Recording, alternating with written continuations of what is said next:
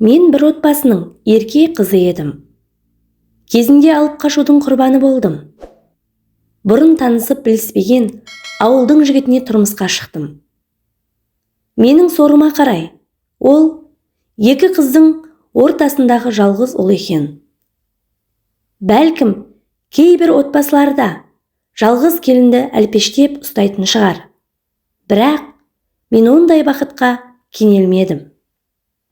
Алғаш келін болып түскен күннен бастап, енем мен қайын апам, қайын сіңлім маған сын көзбен қарады. Күндер өте, олар мені отбасы мүшесі деп есептемейтін де болды.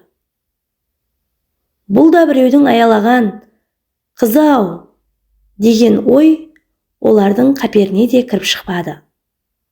Ол аздай, енем жұмған алақаны ашылмайтын сараң адам екен. Қаймақ демей-ақ қояйын. Майдың өзін қоймада сақтап, кілтін салып алатын.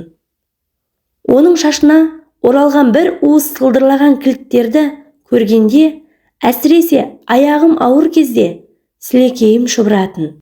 Әр күнім тозаққа бергісіз өтіп жатты. Бастапқыда келінді қатал ұстау, берік дәстүр деп көңіл бөлмеуге тырыстым.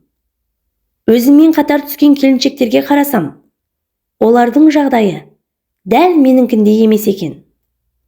Отбасы мүшелері жаңа түскен келінді қатарына қосып, енесі сырласындай, қайын сіңлісі құрдасындай жақсы қарым-қатынас орнаған. Тап біздікіндей кемсітушілік оларда байқалмады. Осыдан кейін мен де іштей қарсыласуға көштім. Енем мен қайын сіңлім тұқыртып сөйлесе, сөз қайтармасам да қабағымды шытып, жақтырмайтынымды білдіретін едім. Алғаш қызымды көтергенде қайын жұртым тай тұяғы қалмай, перзентханаға барып, өздері шығарып әкелген. Екінші балама аяғым ауыр кезде қалада тұратын әпкем маған бұрын киген киімдерін әкеп берді. Арасында тіпті жаңалауы да бар екен.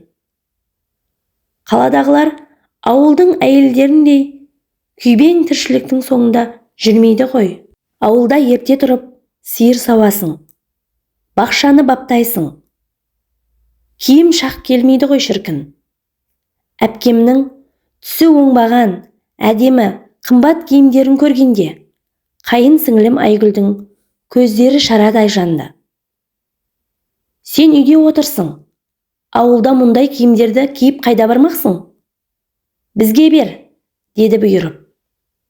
Мен тұңғыш рет даусымды қатты шығарып, маған лайықсыз киім саған жараса ма? Сенің де оқыған оқуың жоқ, қыз деген атың болмаса. Менің айырмашылығың қандай сонда? Деп бетін қағып тастадым. Сол-ақ екен, ол жыламсырап шешесіне жүгірмесі бар ма? Енем қызының сөзін сөйлеп, мені жерден алып жерге салды. Біздің айғайымызды естіген күйеуім есікті тарс етіп жауып, үйден шығып кетті. Сол бойы біз 3 ай тоң теріс жүрдік. Енем де, атам да, күйеуім де менен теріс айналды. Толғағым келіп перзентханаға автобусқа отырып өзім бардым. Мерзімім жетіп, ұлымды туғанда бірде-біреуі хабарласпады. Тек шығатын күні күйеуім машинамен келіп, ұлым Айдын екеумізді үйіне алып кетті.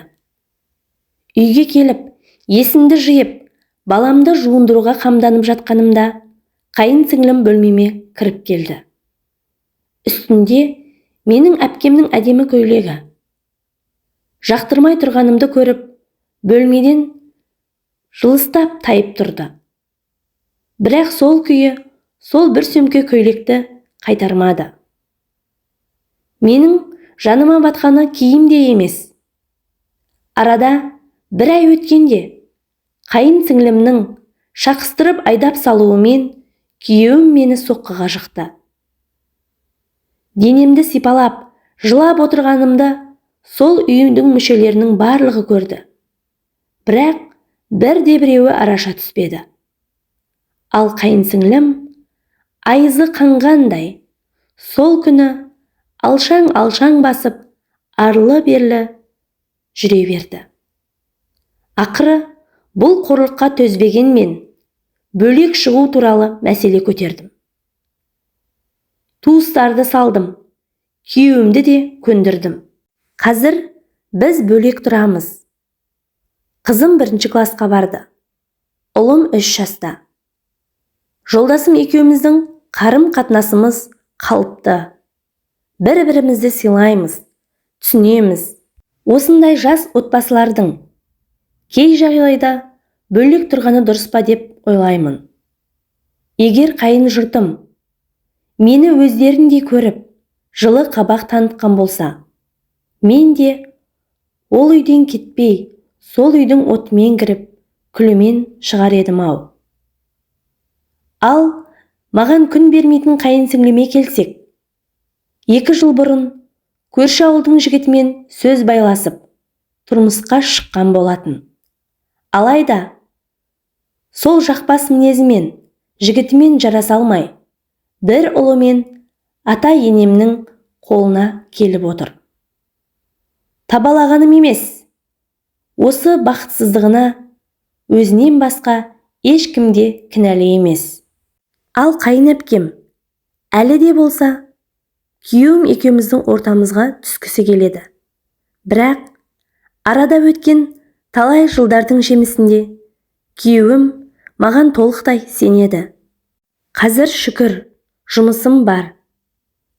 Бірақ қайын сіңлімнің де, қайын әпкемнің де маған жасаған тірліктеріне қарамастан, аптаның әр демалыс күндерінде қара шаңыраққа ата-енеміздің үйіне барып, балаларыма атасы мен апасын көрсетіп, сол үйдің кірін жуып, тамағын істеп, үйін жинап, қоқыстарын шығарып, келіндік міндетімді атқарып кетемін. Балаларым атасы мен апасын қатты жақсы көреді және үнемі келгісі келіп тұрады.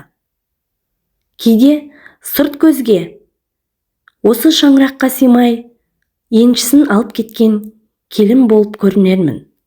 Алайда қайын әпкем келін, қайын сіңлім жеңге деп сыйласа, онда мен де құрақ ұшып құшағымды жаяр едім.